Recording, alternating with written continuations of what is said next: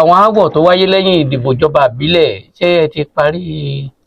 gbogbo ọdúnkù ọ̀hún tí wọ́n fìbọn ríra wọn bọ́lẹ̀ wọn kọlura wọn. Ọlọ́run ti bá wa mú wálẹ̀ torí gómìnà wa ti pa láṣẹ pé èèyàn méjì ló máa ń jà tẹ́yìn kan bá lóun ò jà tẹ́yìn kan bá lóun fẹ́ jà onígbà tẹ́yìn méjì bá jọ yọ ẹ̀ṣẹ́ síra yín kíjà tó ṣẹlẹ̀ gómìnà ti pa láṣẹ pé gbogbo àwọn tí àwọn aráàlú fi dìbò yàn gẹ́gẹ́ bí alága tí ó jẹ́ ti PDP pé wọn ò gbọ́dọ̀ lọ sí kánsù torí àwọn ti APC tí wọ́n gbà pé àwọn náà ṣì wà ńbẹ̀ àwọn yẹn ló gba kánsù kò dẹ̀ sí bí àwọn èèyàn tiwa náà ṣe máa lọ síbẹ̀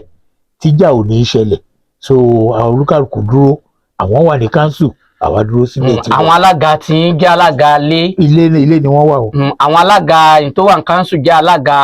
ìjọba àbílẹ̀. kò wá jẹ́ wọn á lè pè wọ́n lálága àbílẹ̀ because kò sí kankan tó ń ṣẹlẹ̀ ńbẹ̀ ìfúngan àwọn òṣìṣẹ́ ìjọba tó wà ní kánsù kò sí kankan tó ń lọ bí iṣẹ́ nínú wọn láti gbà yẹn ṣùgbọ́n àwọn máa ń lọ sí kánsù gẹ́gẹ́ bí símbọ̀ wípé àgbàbímọ yín lọ́wọ́ àgbàlémọ yín lọ́wọ́ wọ́n ṣe ń ta lúdò bẹ́ẹ̀ náà ń ta draft ńbẹ̀ wọ́n á pe ọmọ ẹlẹ́pà wọ́n á pe ọmọ oníbọ́ọ̀lì wọ́n jókòó síbẹ̀ wọ́n á resume láàárọ̀ wọ́n á kúrò bẹ́ẹ̀ rọ̀lẹ́ wọ́n ń wájà ni ṣùgbọ́n kò ní síjà. nígbà wá di pé àwọn alága kan bẹ lé alága kan bẹ ní ìjọba àbílẹ̀ àwọn èèyàn ó sì ní nǹkan kan ṣe ta ní ń buwọ́lùwé kí àwọn fẹ́ gba local government of origin sìn èwo lójúlówó èwo ni ṣé alága àtìlẹ́ là á gbéwèé lọ bá kó buwọ́lù àbí alága abiṣẹ́. Local government wà kò ṣiṣẹ́ lọ́wọ́ tá a wà yìí ní Ọ̀ṣun state gbogbo ẹjọ́ dẹ̀ ti wà ní Supreme Court kí ilé ẹjọ́ bá wa wò pé àwọn wo gan ni alága tó tọ́ láti wà ní council. a gbọ́ pé wọ́n ti gbẹ́sẹ̀ lé owó ìjọba àbílẹ̀ nípínlẹ̀ Ọ̀ṣun. bẹ́ẹ̀ ni ìjọba àpapọ̀ ti gbẹ́sẹ̀ lé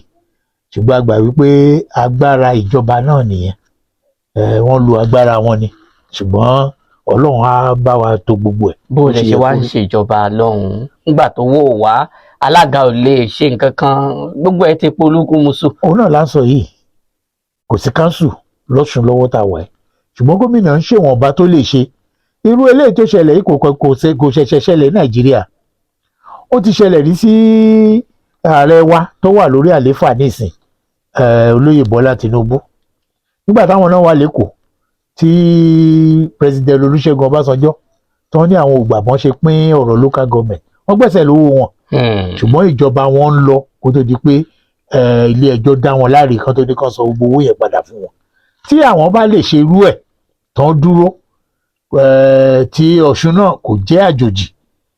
one man last standing ní Adémọ́lá Adélékè ìjọba ń lọ ní pẹrẹu ṣùgbọ́n bẹ́ẹ̀ ṣe sọ ìjọba local government àádọ́gbọ́n sí àádọ́gbọ́n ṣe aráàlú ò àfìyàjà aráàlú ṣùgbọ́n owó local government wọ́n ti gbẹ́sẹ̀ lé. ṣe ṣe pé ìyáwó ṣe ìjọba àbílẹ̀. àyà kọ́bọ̀ ṣe ìjọba ní Ọ̀ṣun látijọ́ tí sẹ́nitọ́ Adémọ́lá Adélékè tó ti wà níjọba àyà èèpìn ní báyìí níbi kankan bẹ́ẹ̀ à ń san gbogbo owó gbèsè tí wọ́n jẹ́ lé owó half salary tí wọ́n san owó àwọn pẹ́ńsánà òun lọ déédéé bá a ṣe ń da ọ̀dà bẹ́ẹ̀ là ń ra gbogbo nǹkan tó yẹ ká ṣe